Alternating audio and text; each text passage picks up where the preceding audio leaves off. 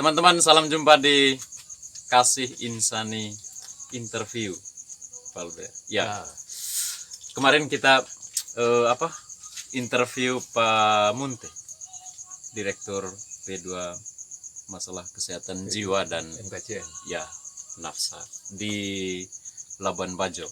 Sekarang teman-teman, ini Pak Albert Maramis. Ya, kalau pakai tulis dalam kurung psikiater, bisa baca di sebelah bawah. Dan kami ada di mana ini? Planet Lopo ya, Lopo Jalan Nomuri di kota Ende, bukan Nomuri, Baranuri. Palber, sudah berapa lama di Ende ini? 2 hari. 2 hari ya. Oke. Dan sudah berapa kali ke Ende? Berapa kali ya? Paling kurang 4 kali. Dulu kita undang juga ya untuk Itu bahas 3 buku tahun belum lalu kalah. ya? Saya kira 2017. Udah Ya. 5 tahun ya? Ya. Lama juga ya. Dan ke Ende selalu berurusan dengan kesehatan jiwa atau gangguan jiwa. Bisa begini-begini juga Albert kalau belum rapi.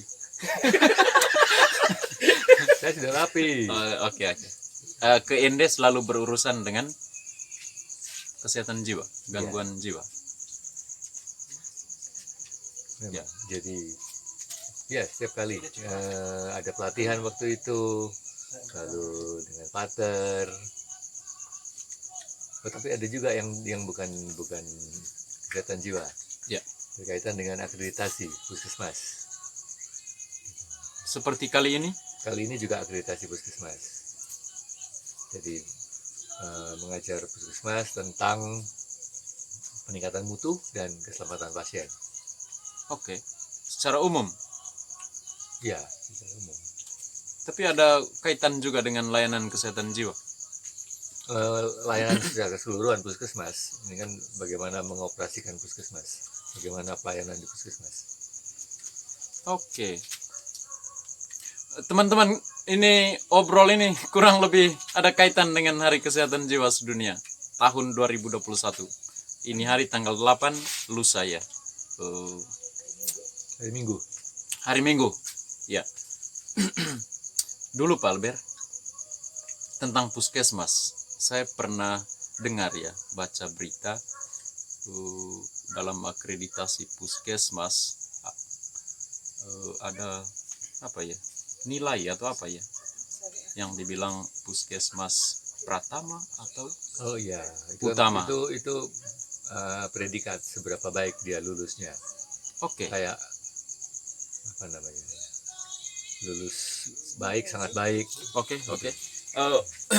Menjadi pertanyaan saya itu begini, di puskesmas itu yang saya tahu layanan kesehatan jiwanya itu belum dilakukan. Apakah dalam akreditasi itu layanan kesehatan jiwa diperhitungkan atau tidak? Kita tidak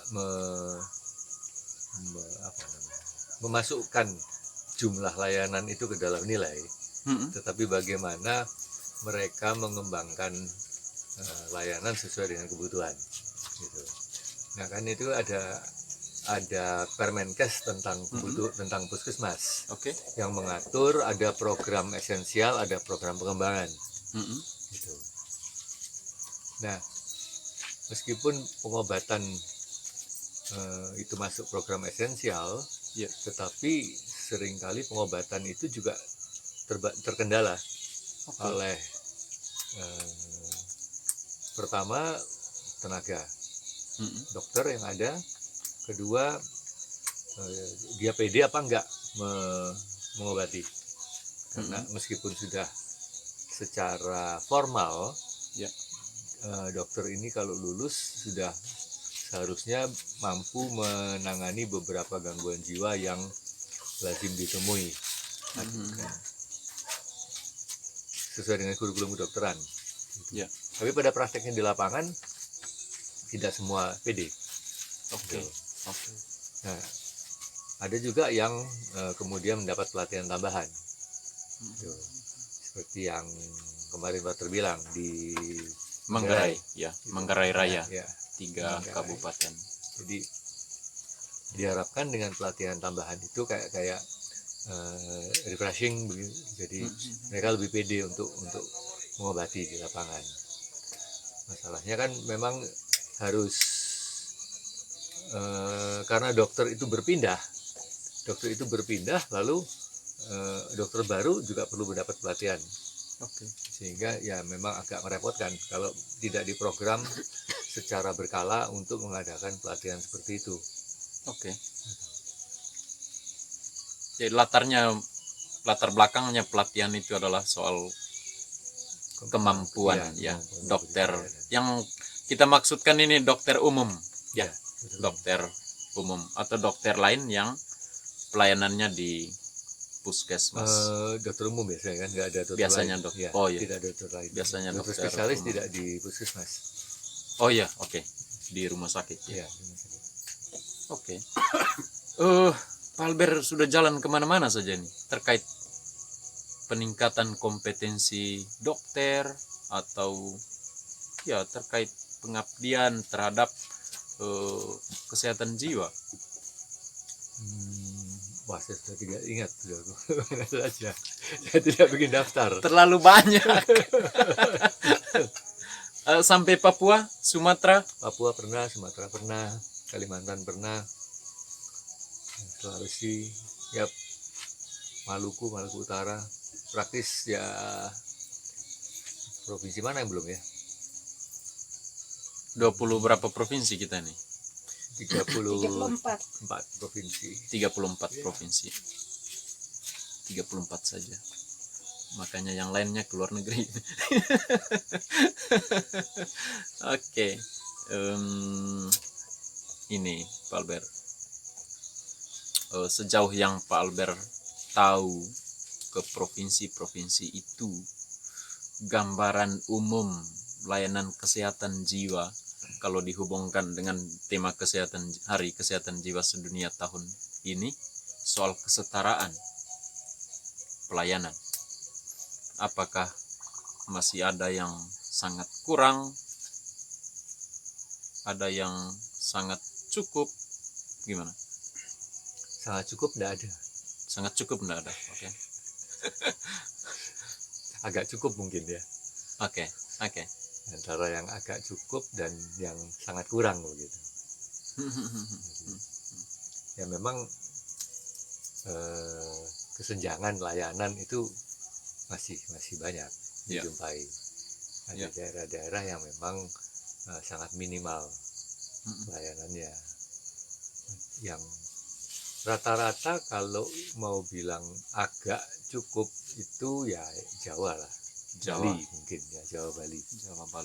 Di luar itu masih belum sebagus Jawa Bali sih.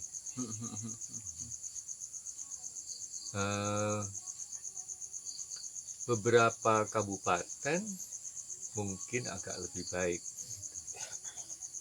dibandingkan yang sangat kurang itu kali ya. Karena kayak yang di Papua satu puskesmas hanya 16 orang stafnya, ada puskesmas yang tidak ada dokter pula, kan susah.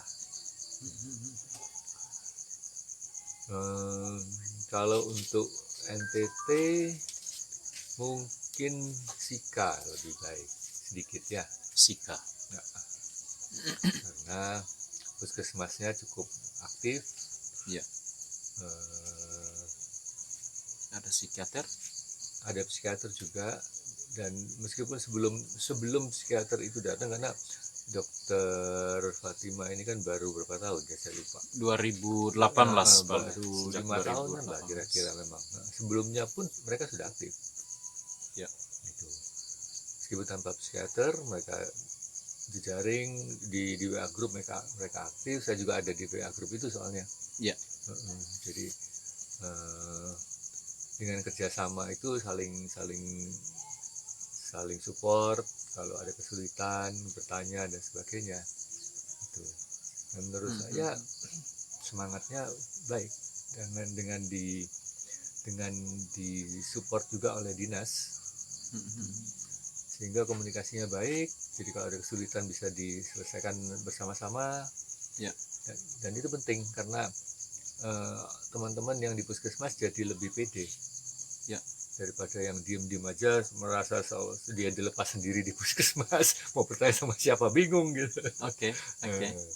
Jadi support seperti itu penting sih, dan saya melihat bahwa kalau lingkungannya suportif seperti itu, pelayanan otomatis lebih baik.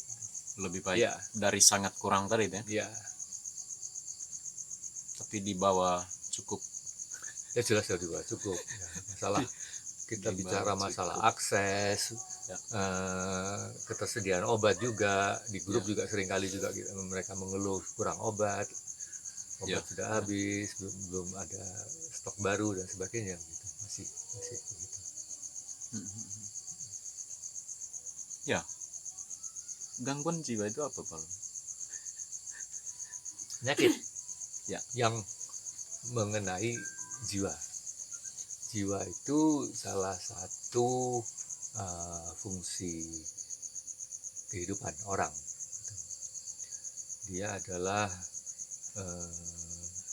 aspek yang terdiri dari perasaan, pikiran, dan perilaku. Seperti aspek lain, sistem lain dari badan, yaitu jantung dan pembuluh darah. Ya. Jadi kita mengenal detak jantung, denyut nadi, aliran darah, begitu. Nah, sistem yang namanya jiwa atau mental ini, ya pada umumnya kita kelompokkan menjadi itu tadi, pikiran, perasaan, dan perilaku. Oke. Di Flores ini menurut pembacaan saya, Pak Albert, ada dua stigma lah terkait gangguan jiwa. Saya bisa hilang dari dalam. Nah, diputar-putar itu. Yang pertama itu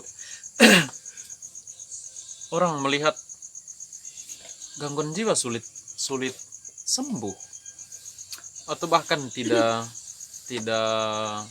sembuh.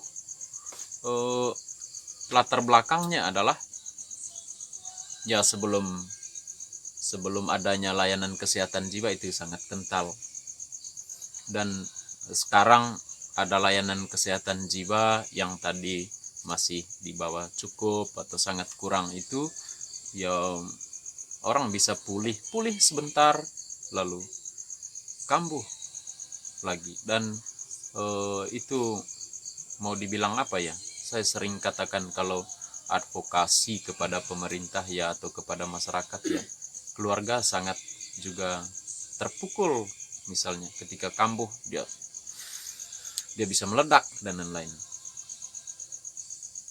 Apa yang bisa dijelaskan? Pemahaman tentang penyakitnya itu sendiri masih kurang.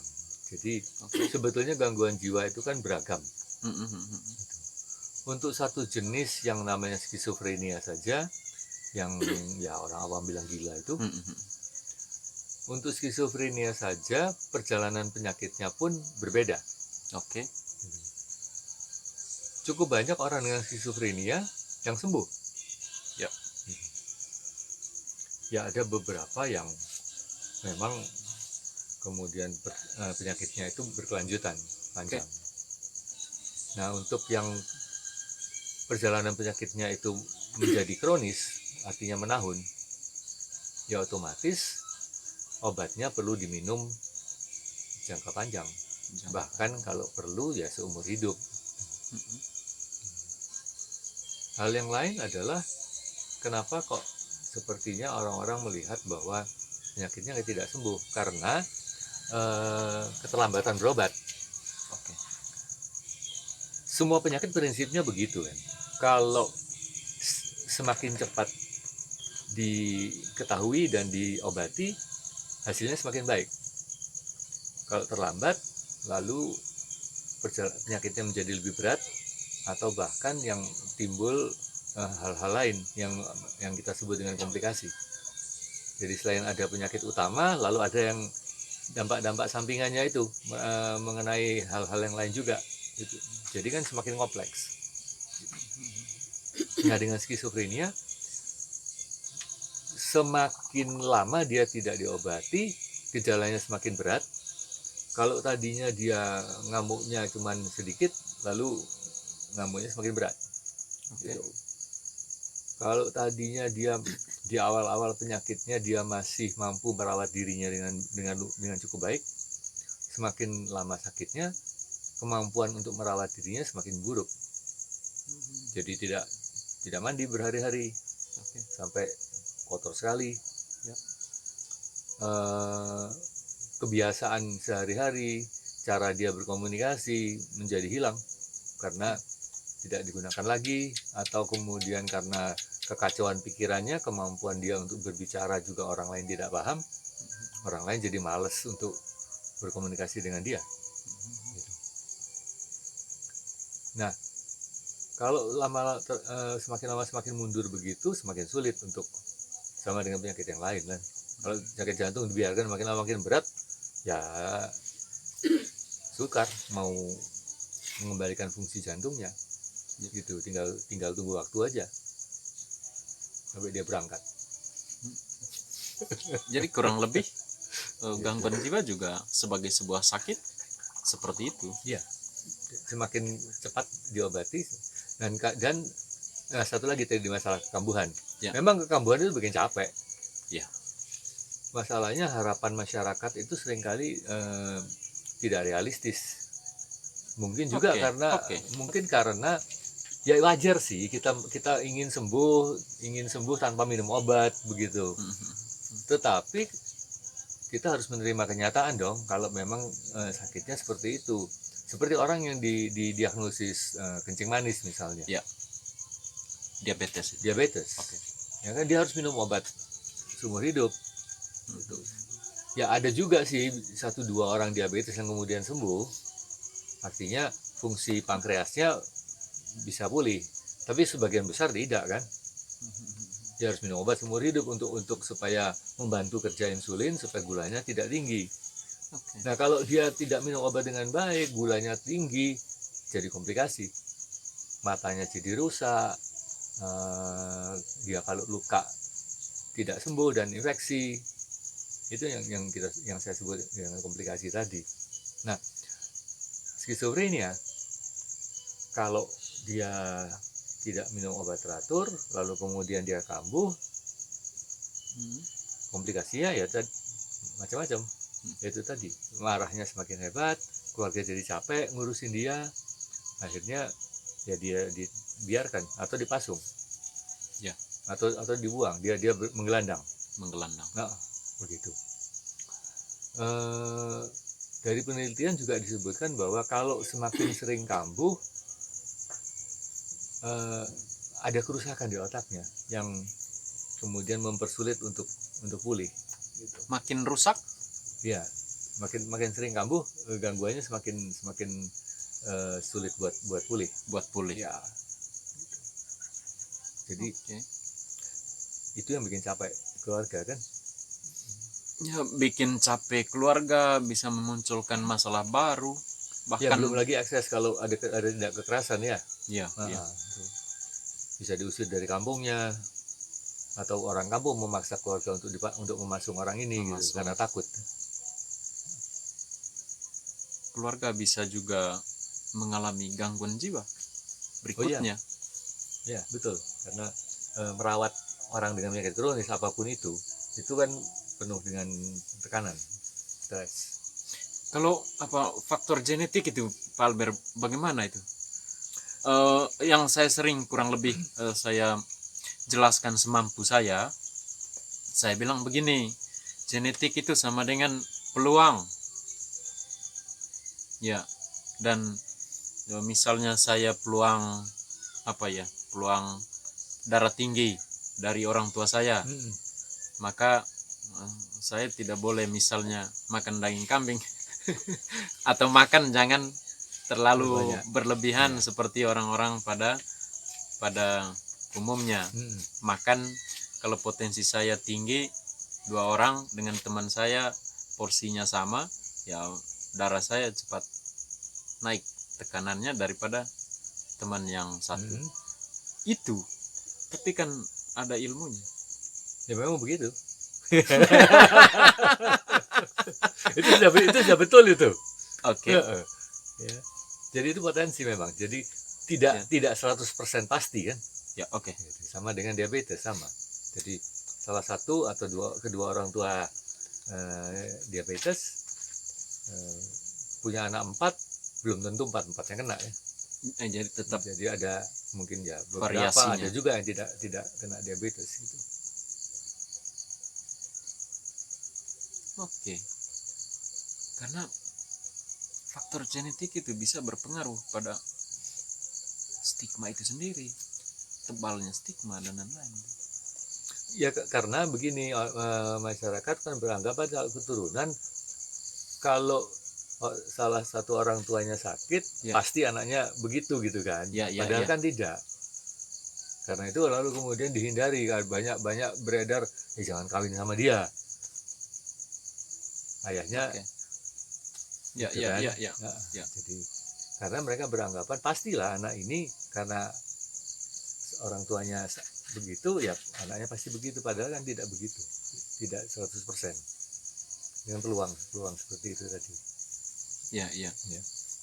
Dan kita ini dari satu perempuan, satu laki-laki kalau diurutkan ke belakang sejak penciptaan. Ya, kalau saya gangguan jiwa, saya tidak tahu pada titik mana dulu kita punya nenek moyang itu mengalami gangguan jiwa. Itu memang sulit juga. Valber, hal lainnya masih terkait stigma itu ya, soal banyak di kami ini yang saya kurang tertarik untuk katakan bunuh diri, tapi mungkin secara ilmunya namanya begitu. Tapi untuk saya itu ditemukan meninggal dalam kondisi tertentu, kondisi tergantung, kondisi tergeletak dan lain-lain gitu ya. Dan karena seringkali cepat baik secara sosial maupun secara hukum dibilang ini bunuh diri, maka memang proses-proses hukum itu tidak dijalankan, proses adat juga mungkin kurang dijalankan. Bahkan ya orang gangguan jiwa atau orang yang meninggal dalam kondisi seperti itu justru diumpat dan lain-lain. Apa yang bisa dijelaskan kalau ada terjadi kasus bunuh diri begitu ya? Ya selama ini banyak lah Pak.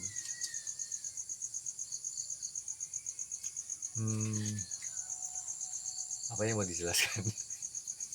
Bunuh diri itu sendiri itu Gini, apa? Kalau dari sisi kesehatan jiwa, gangguan jiwa. Ya tindakan bunuh diri itu kan Ya. tindakan untuk mencabut nyawa dalam waktu singkat gitu ya. Ya. Kalau berbuat sesuatu untuk mati dalam jangka waktu panjang, misalnya mogok makan begitu, ya itu bisa dikatakan bentuk yang lebih lunak dari bunuh diri. Tapi biasanya sih orang melakukan tindakan bunuh diri itu agar dia mati dengan cepat. Ya. Ada sebetulnya tidak mudah untuk bunuh diri itu. Kalau dia sampai mengambil keputusan untuk bunuh diri, artinya dia tidak melihat jalan lain. Itu satu-satunya penyelesaian atas masalahnya, apapun masalahnya. Oke. Gitu. Banyak yang mengatakan saya sudah capek. Ya. Dengan apa yang dihadapi, sepertinya tidak ada jalan keluar, sudah buntu. Ya sudah, satu-satunya supaya saya terbebas dari beban ini, ya sudah, saya mati aja lebih baik gitu. Contoh lain misalnya orang dengan penyakit dengan nyeri. Ya. Nyeri kalau sedikit nggak mungkin bisa ditahan. Ya. Tapi kalau nyeri sebesar nyerinya sakit gigi misalnya, kalau kita sakit gigi 3 hari sama mati kan? Ya. Bayangkan orang dengan nyeri itu, apapun, misalnya dia kena gangguan saraf atau karena tulangnya nggak benar atau karena kanker. Ya. Dan nyerinya itu terus menerus 24 jam selama berbulan-bulan. bertahun-tahun nggak tahan. Dia sudah coba berbagai obat untuk mengurangi nyerinya, dan itu terbatas juga gitu. Ya putus asa. Akhirnya ya daripada saya nyeri terus menerus, ya satu-satunya jalan untuk membebaskan saya dari nyeri ini adalah saya mati. Kalau saya mati nggak merasa nyeri lagi gitu. Dan itu juga sama dengan nyeri batin, nyeri emosional misalnya. Emosional, Ya. rasa. Ya. Oke. Nah, sebetulnya sih pikiran untuk mati, berpikir kalau gini mending saya mati aja gitu, itu cukup banyak dialami oleh kita. Oke. Pada suatu titik dalam kehidupan itu kita pernah berpikir mungkin lebih baik kalau saya mati gitu. Itu tidak bukan sesuatu yang aneh sih. Cuman orang-orang tidak mau mengakui. Tapi ya, penelitiannya ada bahwa di survei ternyata mengagetkan bahwa banyak yang pernah berpikir begitu. Nah, itu menunjukkan bahwa seringkali memang pikiran kita menuntun ke arah opsi itu. Nah, kemudian apa yang membawa orang tertentu itu mengambil langkah yang lebih konkret? Ya. Bukan hanya sekedar keinginan atau terbersit pikiran gitu. Ya. Ya, tentunya persepsi subjektif dari beban dalam tanda petik itu. Dan kemudian faktor ini kan kita berbicara ada faktor yang mendorong, ada faktor yang menahan gitu kan. Nah, faktor yang mendorong itu ya misalnya kepribadian orang yang memang tendensinya mudah untuk depresi, mudah untuk putus asa, ya akan lebih berisiko. Semakin berat bebannya, semakin besar risikonya. Gitu. Tetapi ada juga yang mengurangi risiko itu. Gitu. Misalnya support dari keluarga, support masyarakat, sumber daya yang dia punya. Oke. Termasuk sumber daya yang dia punya itu misalnya perkembangan kepribadian yang baik, kemampuan untuk memecahkan masalah yang baik, untuk mencari alternatif, kemampuan untuk berpikir rasional. Jadi hal-hal itu yang ditambah lagi juga tanggung jawab. Banyak ibu yang kemudian mengurungkan niatnya karena dia tiba-tiba dia ingat anaknya kan. Okay. Kalau saya mati nanti anak saya sama siapa ya? Jadi dia membatalkan. Ada proses timbang-timbang. Ada proses menimbang itu gitu. Jadi yang saya bilang tadi bahwa tidak mudah seseorang itu sampai pada keputusan untuk mencabut nyawanya sendiri. Okay. Karena ada banyak hal yang terjadi di dalam pikirannya. Pergumulan. Ya, pergumulan itu. Nah, ini sekaligus membuka peluang bagi orang-orang di sekitar. Karena ini kan ada tenggang waktu kan. Nah, begitu kita bisa mengenali, karena orang di sekitar yang paling tahu kan. Orang ini ada perubahan pola enggak kan. Kalau kita kenal orang ini, gitu, kamu kok nggak seperti biasanya hari ini? Gitu. Oke. Di rumah, di asrama, di sekolah, di kantor, di pekerjaan. Kalau kita mau membuka diri untuk lebih peka terhadap orang-orang di sekitar kita, peluang kita untuk menyelamatkan dia jadi besar. Okay. Gitu. Itu yang pertama. Yang kedua, kita harus belajar untuk lebih open minded, membuka pikiran dan hati. Gitu. Tidak jarang orang itu takut untuk mendengar keluh kesah dari orang, apalagi mendengar perkataan dari orang itu bahwa saya pengen mati. Itu shock kan? Yeah. Nah, kita harus hati-hati. Kalau kita menunjukkan kita terkejut, lalu kemudian kita memotong, kamu jangan bilang gitu nanti kejadian sungguhan gitu misalnya. Atau lebih lagi, kamu tidak boleh berpikir begitu, itu dosa tuh. Nah, kitab melarang, kitab suci melarang. Kamu nanti mau masuk neraka, gitu kan? Memblok seperti itu, bahkan menuduh dia berdosa, itu kan menutup komunikasi. Tanpa sadar orang ini yang bereaksi seperti itu menghilangkan kesempatan dia untuk menolong orang ini, karena orang ini lalu jadi nggak mau ngomong sama dia kan? Dia jadi tadinya dia mau cerita, butuh didengarkan. Aku berpikir lebih baik, aku kok rasanya mau mati aja sih gitu kan. Jadi kan itu isyarat bahwa dia mau minta tolong. Nah, orang yang dia mau minta tolong lalu mengkat dengan cara itu gitu. Tambah sakit dia kan. Aduh sudahlah, nggak ada orang mau nolong saya semakin menutup diri gitu. Risikonya semakin besar gitu. Jadi orang yang bersikap begitu tanpa sadar, dia malah mendorong orang ini ke arah itu gitu. Nah, hal yang lain adalah kita sering beranggapan bahwa kalau kita membantu seseorang itu kita harus memberikan nasihat. Kalau kita tidak berikan nasihat, itu bukan membantu namanya. Jadi apapun itu kita paksakan, pokoknya kita nasihatin orang gitu.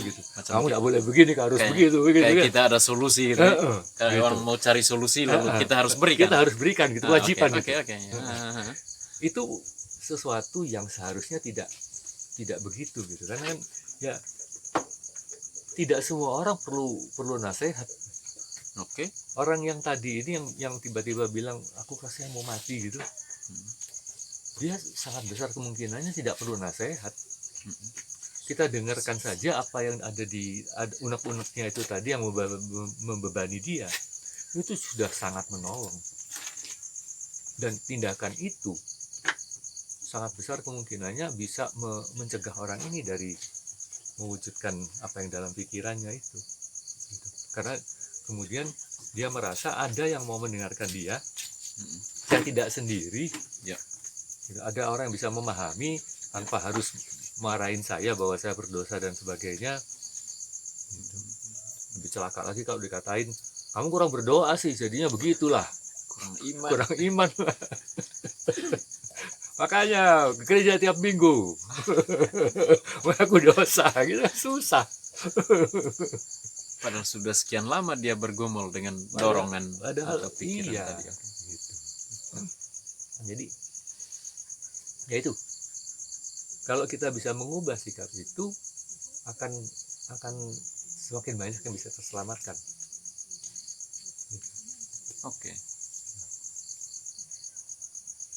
Artinya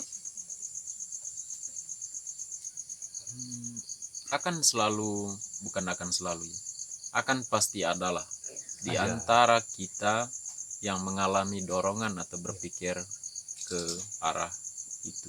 Lah, yang sudah terjadi, sudah berlalu, kita petik pengalaman itu lalu sekarang kita dapat kurang lebih ilmu seperti ini untuk kedepannya, kurang lebih itu apa namanya tadi peran orang-orang di sekitar terhadap keadaan seperti itu. Memang sulit juga lah Pak Albert, untuk misalnya kami saya memang banyak juga yang datang ke kita atau lewat Facebook atau dapat nomor kita lalu mengontak kita dan mengatakan ada dorongan itu. Saya kira kalau banyak orang yang cari orang kurang lebih bisa dengarkan mereka lebih bagus. Kita tidak ada psikolog ini Pak Albert? Peer support begitu sebetulnya cukup baik sih. Teman-teman saja.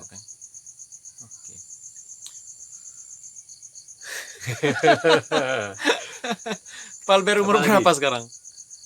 62. 62, pas bruder terka tadi. Bapak tua itu sudah umur 60-an mungkin. 62 ini lagi berapa? Lagi 8 tahun seturut nas kitab suci itu. Kuat. Kalau 70 itu kuat. Macam pater lebih tua yang rambut putih semua. Kita lebih tua. Pak Albert pakai smear tidak, Pak Albert? Ya. Tidak. Makanya saya tidak pakai smear. Supaya karena kita semangatnya muda. Maksudnya ini. semakin putih semakin berwibawa begitu. justru hancur-hancuran. Oke. Saya kira kurang lebih lah beberapa hal.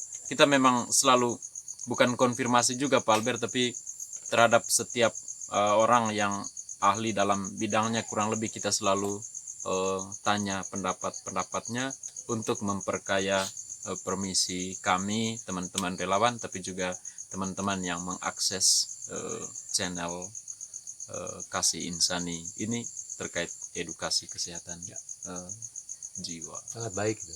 Ya. Jadi begitu dulu. Lalu dah sedikit Terima dengan kasih. mereka.